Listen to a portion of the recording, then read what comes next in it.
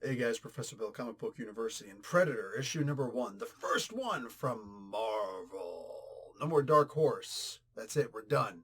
It's all Marvel from this point on, and I can't help but to wonder with all the delays that have happened with, because mind you, they got the Predator and Alien franchise the exact same time as each other, and the exact same time that they got the rights to the X-Men and the Fantastic Four back in the Marvel Universe, the MCU, right? And we've already had Professor X and Mr. Fantastic on screen. Mentions of Madripoor and adamantium and whatever, right? We already had an Alien comic book. And it took this long for a Predator comic book to draw a picture of the Predator, put it in a comic book and flippy and hand it to us, right? It took this long. And the only thing I can think of right now is, and this is all we got? I love the people who are on this comic book are all some of my favorite writers and artists. And yet somehow I would have done something a little different. So we talk about who made this comic book. We'll go on from there and see some of the things that I feel pretty good and some of the things that just went wrong. And where we of course need to go from here. So this issue is called The Day of the Hunter, part 1 of 6. The writer is Ed Brisson. The artist is Kev Walker.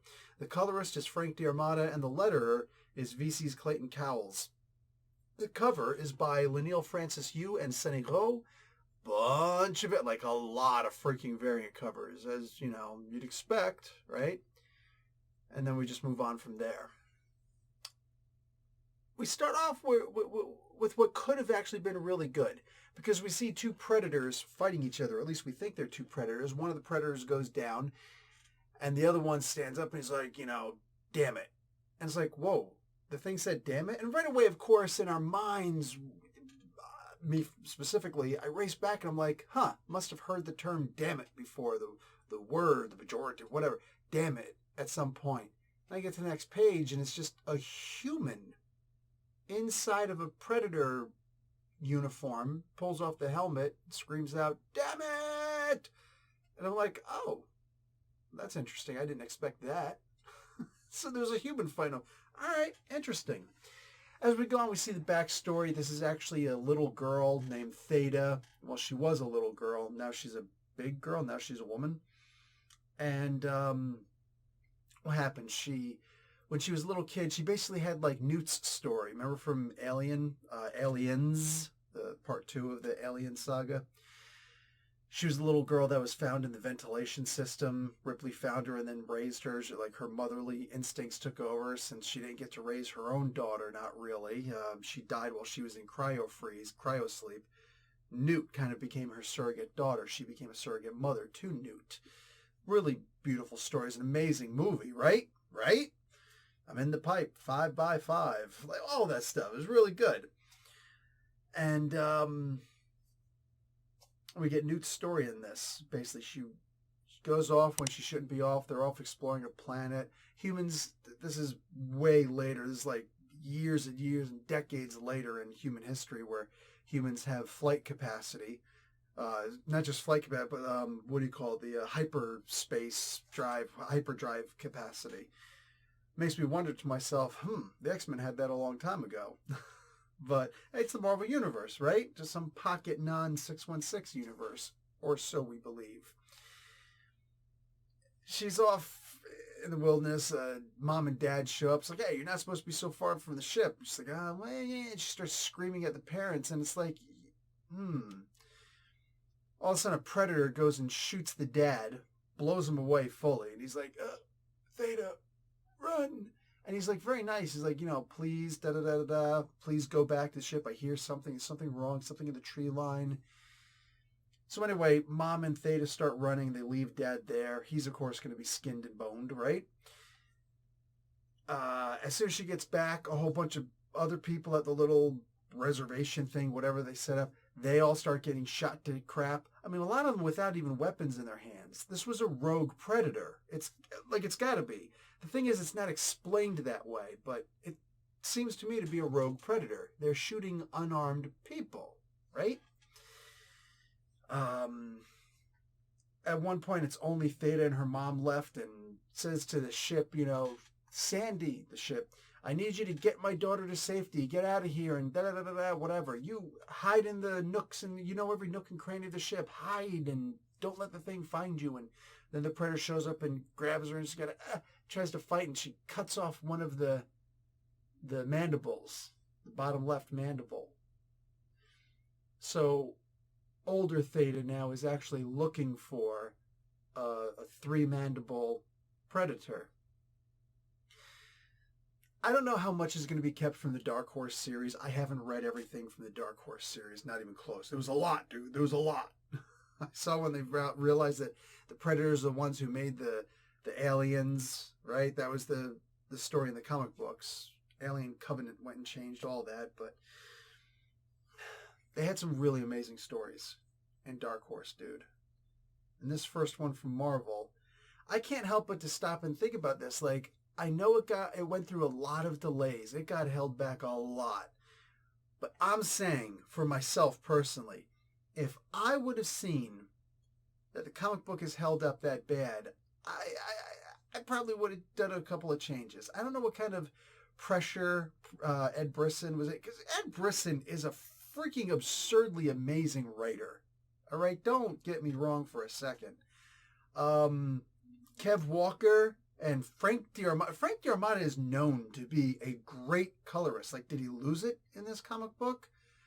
There wasn't a lot of I mean, like, the use of his greens is out of control. Really good in this, but everything else, not quite so much. Kev Walker, who's usually an amazing artist, the stuff here was okay. I'm not used to okay from this guy. I'm used to okay. Big difference. Respect the invitation. I read this. I didn't feel like this was much of an experience, and it was not worth the wait. That's what breaks my heart about this. There should have been more here. I literally think, like, look, if by issue 3, or let's say if by the end of issue 2 at this point, if Boba Fett doesn't show up, I don't think I'm going to be able to read issue 3. It's really that bad. Ship crash lands in some tundra planet and just got to go from here to there. It's like 100-mile distance. For some reason, Theta had to manually operate this ship. But the ship, Sandy, said, the closest I can get you is 100 miles away from the main civilization of the planet. If you're in control of the ship at this point, what? I'm not going to overthink this. Seeing a little girl, she's a woman, but she's a very small, petite woman, and she's completely incompetent in every regard. I crashed a ship 7 out of 8 times. You can't leave me to do the ship. But she's able to go toe-to-toe with a Predator in hand-to-hand combat? Sorry, this is around the same time that Prey just came out. I haven't watched Prey yet. Man, I wish that my boys were old enough to watch the Predator movie with me. Because, like, just imagine watching that for the first time. Right? Amazing movie. And Prey is supposed to be really amazing, too. Everybody who I've talked to has said, dude, it's good. Nobody will give me the single slightest bit of a spoiler for it. Awesome. I'm glad to hear that. Jesse Ventura praised the movie. That says a lot to me. I sit here and I'm just looking at this comic book. I'm like, this didn't live up to the hype. Disney owns Predator. Disney owns Aliens. The Xenomorphs. Disney owns Star Wars. Disney owns Conan for the time being.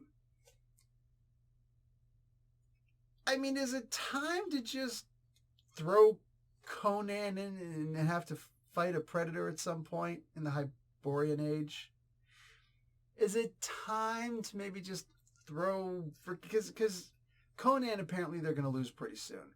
They can't lose Disney at this point. They could sell Disney, Star Wars franchise. They could sell it. I don't think they're going to sell. Why would anybody sell the Star Wars franchise, right? I don't think they're going to sell the Predator or the Alien franchise. So those things are here to stay. Conan, not so much. But just say, like, doesn't everybody just want to see Boba Fett go against a Predator? And of course, Boba Fett's going to win because the Predator can't ever really win, right? Got to throw some jobbers at him, right? I sit there and I read this and there's no suspense. Just some little, post-teen girl, by post-teen I guess would be a teen or an adult, is beating up and killing off predators in hand-to-hand combat. I mean, I don't see this. With no training, just learning how to survive on her own. Somehow she just figured out how to fight a predator who is that damn good. I don't get it. Really, I don't.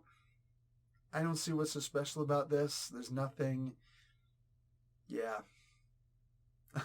I'm crossing my fingers, and I doubt it, but I'm crossing my fingers that suddenly a Mandalorian silhouette is going to appear in the background at the end of issue 2. Otherwise, I can't see myself continuing to read this. This is a huge letdown. And again, all the praise in the world to the creators of this comic book, because they have proven themselves so many times that they can have a dud and still be aces to me. Well, this was a dud. There really just was not very much here. Shame, but it is what it is. Guys, I'm going to bounce. Go ahead and like the video, watch an ad. I'll talk to you all later. Professor Bill, Comic Book University. Class dismissed.